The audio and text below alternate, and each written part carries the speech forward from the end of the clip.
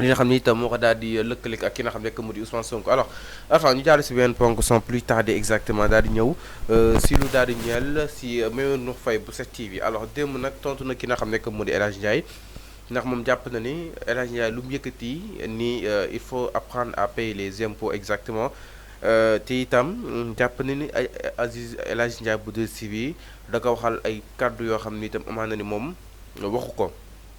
bokk na aussi si li nga xam ne moo di ba mu naan Macky Sall daf ñoo nax moom nee na mosul ne Macky Sall peut-être daf ñoo nax exactement te itam baal nañu ko mais avant il vient na journal yi nga xam ne moo di coow tantôt la presse se réunit tantôt aussi il se disloque exactement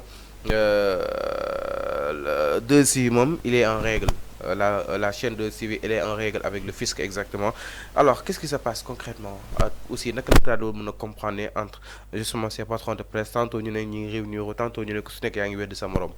gis nga El Hadj Ndiaye ba muy ne il faut apprendre à payer les impôts ci fu leer la ko teg parce que xam na ni moom il n'a pas ce problème là il va payer ses impôts sëñ bi ku bëgg a liggéey te yor entreprise fayal impôt.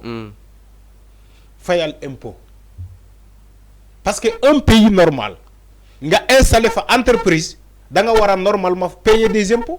wa da nga war a fay impôt mais yow un pays normal nga implanté sa entreprise ba pare nga ne doo fay impôt au nom de quoi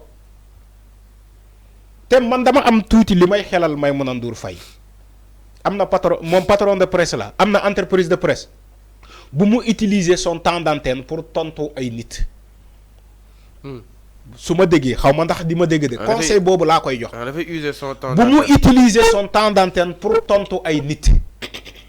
gis nga boo nekkee patron de presse wala boo nekkee journaliste buy def émission bul utiliser sa émission di tontu di fayantoo di fay ay di non mais quand même du loolu la ñuy jàngale ci école de journaliste. mais c'est pour remettre les points sur les i. déedéet. mais c'est pour mettre les points sur les i. c'est pas les points sur les i. qu'est-ce qui s'est réellement les passé? points sur les i moom xam na ni que moom dafa war a fay impôt comme El Hadj Ndiaye bu 2STV nu mu fayee impôt am comme keneen ak keneen nu mu fayee impôt am moom Maimouna Ndour Faye xam na ni que dafa war a fay impôt donc jarul tontu jarul répondre on n'utilise pas son temps d'antenne pour tontu ay nit.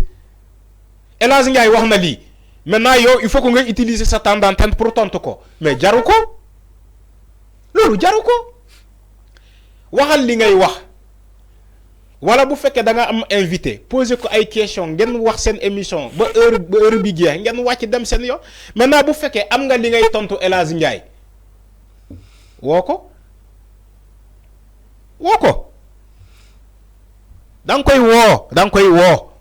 bu fekkee ñeme nga ju standante da nga koy woo. ne ko sëñ bi mais elle a répondu avec respect. déedéet c'est pas comme ça. non si elle a répondu respectueusement. c'est pas un travail d'éthique et de déontologie ça.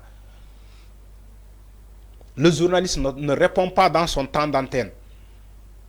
Ils le font mais c'est pas du journalisme ñoom ñooy taxaw man damay profiter pour wax ci le cas de Babacar Fall. Il fait la même chose avec RFM Matin. Il utilise le temps d'antenne la chaîne de Youssou Ndour pour def ay règlement de compte.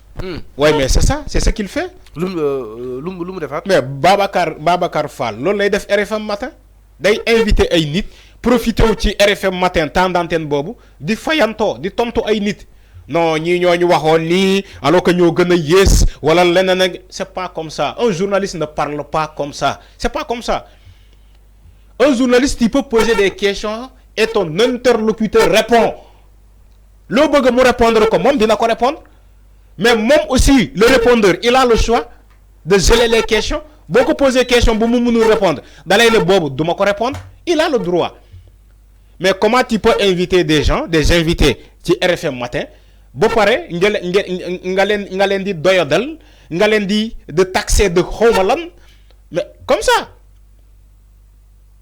nit day wax sax mu wax avec arrogance jàpp ni que moom moo gën ki mu invité c'est comme ça wala moom moo gën nguur bi fi ne moom tous les Sénégalais ne sont pas clean moom Babacar Kese ci wàllum 18 millions de Sénégalais moom mooy la personne ki gën a xam ku gën a am xam-xam ki xam ku clean ku set moom mooy ku set moom mooy koo xamante ne lu mu bëgg a wax da koy wax. mais quand même il fait ses éditoriaux. c'est pas comme ça c'est pas comme ça. ngeen génn tontu ko Arfan c'est quand pas même. comme ça.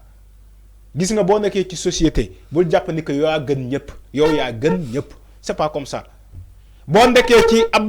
kon day yaakaar ni moo gën RFM. mais boo nekkee ci kuréel de journalisme bul yaakaar ni yow yaa gën a am xam-xam ñëpp bul yaakaar ni yaa gën a xam ñëpp. mais il est meilleur quand même. c'est pas comme ça. mais il est. c'est pas comme ça. mais il est bien quand même Arfan. da ngay def sa liggéey sans pourtant nga vexer les personnes. il faut pas vexer les gens mën nga def sa émission ba daaneel man émission am dama koy suivre tu sais pourquoi. parce que quand même dañuy invité ay nit yu am xam-xam da ngay bëgg a déglu ñooñu lu ñuy wax mais ñoom la manière dont ils traitent ces invités c'est pas comme ça c'est pas bon. On voit Pape Ngagne Ndiaye. Mais on voit Pape Ngagne Ndiaye qui fait une émission correcte. Lu mu bëgg a wax da koy wax sans vexer la personne qui est devant lui. Pape Ngagne Ndiaye ban émission lay def groupe kii. Faram Facce. Mais émission Faram Facce. Mais chacun y va de son mais style. Il est correct. Mais chacun il te pose la question sans te vexer. Sans arrogance. Sans arrogance. Mais enfin. Mais comment un journaliste peut poser des questions avec une extrême arrogance? Mais chacun y va de son style. Non, c'est pas comme ça. Non, c'est pas comme ça. C'est pas comme ça. C'est pas de style. C'est pas un style. Règle d'éthique et de déontologie. C'est pas un style. C'est pas un style. C'est un comportement. C'est un comportement. C'est pas un style. Il est question de comportement. Un journaliste war na am beneen comportement boo xamante ne boo amee invité nga présenté mu xool sa comportement xam ni kii nit ku baax la ku normal la même ñàkkul yow ak sa comportement bu baax bi loo ko bëgg a poser di nga ko poser moom mu répondre sans arrogance sans arrogance mais foofu lay waxee moo tax ma ne la journaliste jarul jël ay kii yeneen kii di ko wax ci ay nit jaru ko ouais mais c'est ça.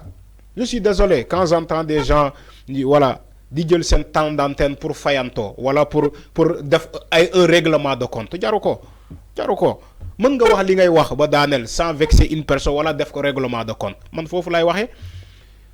mais enfin lu xew concrètement digganteeg journalistes yi ak le nouveau régime enfin parce que de plus en plus tension yi mi ngi brûler quand même entre le nouveau régime ak li nga xam ne moo di justement ces journalistes.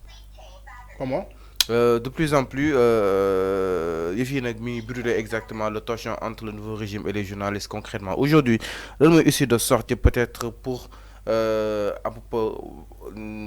ab waxtaan am seenu diggante parce que tantôt journalistes yi ku si nekk yaa ngi def sa éditorial waaye tam ku si nekk yaa ngi song exactement ce nouveau régime. yow wax nga ko waxtaan rek loo gis waxtaan. loo gis waxtaan mooy andi solution. jarul ñuy titre ci journaux yi ni que woy le torchon brûle entre le régime et les journalistes ou bien la presse jaru ko presse bi dafa war a toog waxtaan avec le régime. Il y a un malentendu.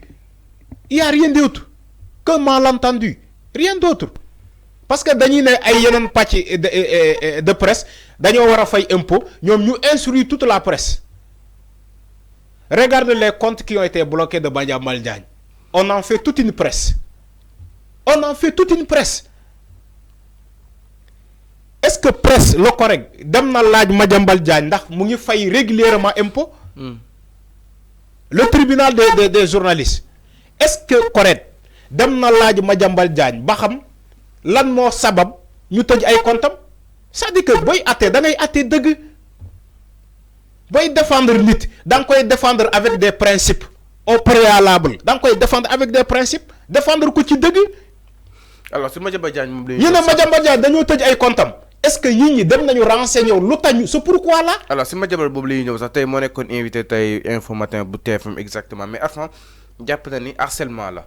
voilà noonu la ñuy wax harcèlement la ñuy wax harcèlement qui harcèle qui harcèle qui. Le quotidien. État daf ko neex nii mu ne day harceler le quotidien daf ko neex nii mu bàyyi yeneen médias yëpp ñu ne damay dem ci le quotidien loolu mooy harcèlement. nee na ligne éditoriale am moo arrangé wu ñenn ñi. non il faut arrêter